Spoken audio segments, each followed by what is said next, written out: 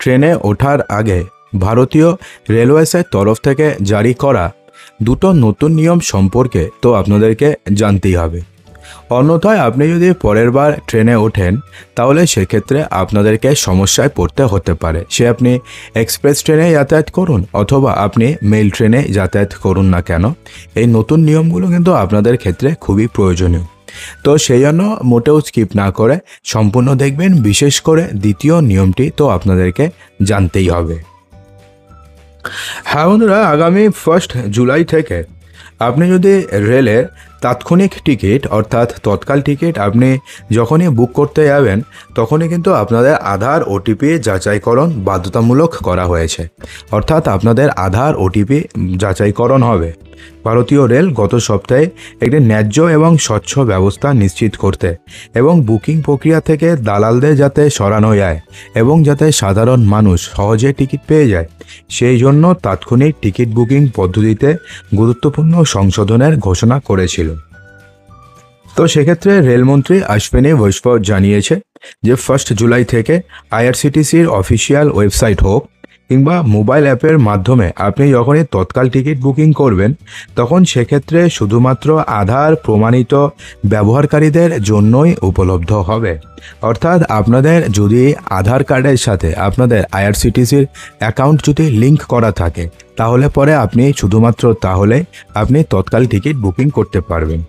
15 জুলাই থেকে অনলাইনে তৎকাল টিকিট বুকিংয়ের জন্য আধার ভিত্তিক ওটিপি প্রমাণীকরণ বাধ্যতামূলক হচ্ছে।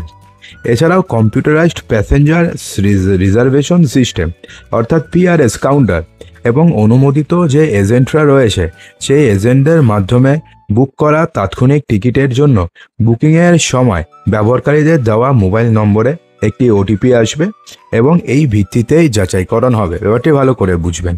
যদি আপনি নিজে আইআরসিটিসির ওয়েবসাইট থেকে আপনি টিকিট বুকিং করেন তাহলে তো আপনাকে আধার কার্ডে ওটিপি যাচাইকরণ করাতেই হবে। এবং যদি এমন হয় যে আপনি নিজে মোবাইলে আইআরসিটিসি অ্যাপের মাধ্যমে কিছু করলেন না, আপনি কি করলেন, আপনি স্টেশনে গেলেন, স্টেশনে যাওয়ার পরে আপনি সেখান থেকে টিকিট বুকিং করলেন। এখন কি হবে, যখনই আপনি টিকিট বুকিং করবেন, যখনই নম্বরটি দেবে তখনই আপনার যে আধার কার্ডের সাথে যে নম্বরটি লিঙ্ক করা রয়েছে সেই নম্বরে একটা ওটিপি যাবে। সেই ওটিপি যদি আপনি দেন তাহলে পরে আপনাদের টিকিট বুকিং হবে, অন্যথায় কিন্তু আপনাদের টিকিটই বুকিং হবে না। এই নিয়মটি 2025 সালে 15 জুলাই থেকে কার্যকর হতে চলেছে। এবং সবথেকে বড় যে নিয়মটি চালু হচ্ছে, যেটা শুনলে জাস্ট আপনি হয়তো একটু আনন্দিত হবেন, সেটা হচ্ছে আগে ছিল ট্রেন ছাড়া 4 ঘন্টা আগে চার্ট প্রকাশ হতো। এবার থেকে কি হবে, ট্রেন ছাড়ার 24 ঘন্টা আগে রিজার্ভেশন চার্ট প্রকাশের বিজ্ঞপ্তি দিয়েছে রেলওয়ে। বন্ধুরা, রেলমন্ত্রী আরও বলেছেন যে রেলওয়ে ট্রেনের যাত্রা শুরুর 24 ঘন্টা আগে যাত্রী সংরক্ষণ চার্ট প্রকাশের ব্যবস্থা তৈরির কাজ করছে। বর্তমানে এটি 4 ঘন্টা আগে প্রকাশিত হয়, যার ফলে কি হয়, ওয়েটিং অথবা আরএসি টিকিটধারীদের যাত্রীদের অসুবিধা সৃষ্টি করে।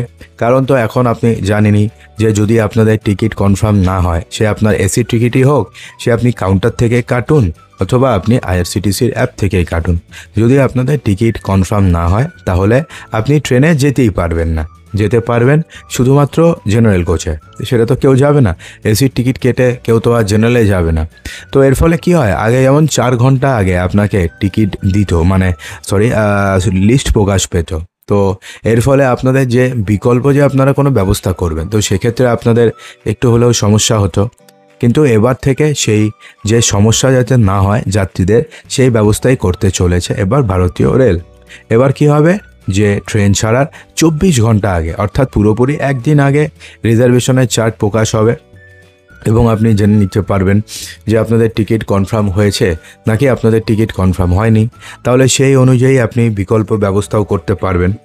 তো এক্ষেত্রে রেলমন্ত্রী জানিয়েছেন যে বিকানের ডিভিশনে এই বিষয়ে চলমান পাইলট প্রকল্প ভালো সাড়া ফেলেছে। এটি শীঘ্রই সারা দেশে কার্যকর করা হবে।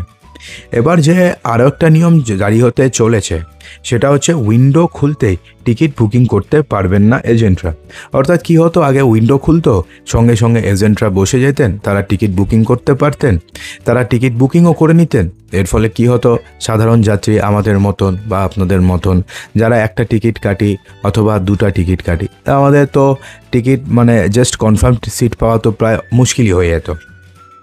তো এবার কি হবে, তাৎক্ষণিক যে বুকিং উইন্ডো খোলার সঙ্গে সঙ্গে প্রাথমিক সময়ে পাইকারি বুকিং আটকাতে ভারতীয় রেলওয়েসের অনুমোদিত যে টিকিট এজেন্টরা রয়েছে তাদের প্রথম 30 মিনিট তাৎক্ষণিক টিকিট বুক করার অনুমতি দেওয়া হবে না।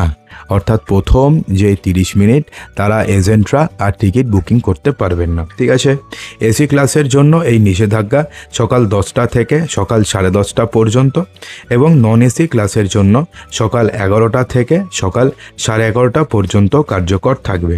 অর্থাৎ এই যে আধা ঘন্টার সময়কাল রয়েছে, এই আধা ঘন্টার সময়কালে পাইকারি যে বুকিং আটকাতে টিকিট এজেন্টদের টিকিট বুকিং করার অনুমতি দেওয়া হবে না। ঠিক আছে, আইআরসিটিসি এবং ক্রিসকে প্রয়োজনীয় পরিবর্তনের নির্দেশ দেওয়া হয়েছে। এই পরিবর্তনগুলো তাৎক্ষণিক বুকিংয়ের স্বচ্ছতা বাড়াবে এবং সাধারণ ব্যবহারকারীদের কাছে এই সুবিধা পৌঁছে দেওয়ার উদ্দেশ্য করা হচ্ছে। ক্রিস এবং আইআরসিটিসিকে এই বিষয়ে বুকিং সিস্টেমে প্রয়োজনীয় সংশোধন করতে এবং সমস্ত আঞ্চলিক রেলওয়ে এবং সংশ্লিষ্ট বিভাগকে উপযুক্ত নির্দেশিকা জারি করতে বলা হয়েছে। তো বন্ধুরা, আপনারা কি মনে করেন এর ফলে কি আপনাদের ট্রেনের যাত্রা আরও সুখকর হবে?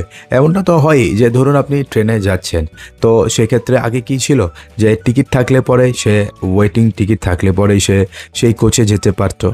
এর ফলে কি হতো, সে নিচে শুয়ে পড়তো, কারণ তাকে তো রাত্রেবেলা শুতে হবে। এর ফলে আপনি যখনই বাথরুমে যাচ্ছেন রাত্রিবেলাতে, তো আপনি যেতে পারবেন না, কারণটা হচ্ছে নিচে লোক শুয়ে আছে। তো যদি এরকমভাবে সত্যি সত্যি এই প্রকল্পগুলো যদি বাস্তবায়িত হয়, তাহলে এই সমস্যা মিটবে। কারণটা হচ্ছে কাউকে আর নিচে শুয়ে যেতে হবে না, কারণ কেউ তো আর ওয়েটিং টিকিট দিয়ে ট্রেনে যেতে পারবে না, তো নিচে শোয়ার তো প্রয়োজনই পড়ে না বা কোনো প্রশ্নই আসে না। তো বন্ধুরা, এর ফলে কি ট্রেনের যাত্রা আরও সুখকর হবে নাকি হবে না, অবশ্যই কমেন্ট বক্সে জানাতে একদমই ভুলবেন না। আর যদি ভিডিওটি ভালো লাগে তো ভিডিওটিকে লাইক করবেন, ভিডিওটিকে বন্ধুদের মাঝে প্রচুর শেয়ার করবেন এবং চ্যানেলটিকে